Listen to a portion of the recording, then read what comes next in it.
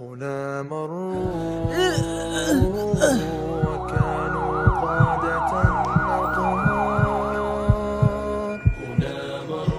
আলহামদুলিল্লাহ, আপনার চিকিৎসা হয়ে গিয়েছে, আপনি সুস্থ হয়ে গিয়েছেন। আপনি আজকেই বাসায় যাবেন, আর এই নিন আপনার বিল। কি হয়েছে আপনার? কাঁদছেন কেন? বিল বেশি হলে আমাকে বলেন, কমিয়ে দিচ্ছি। আমি টাকার জন্য কাঁদছি না।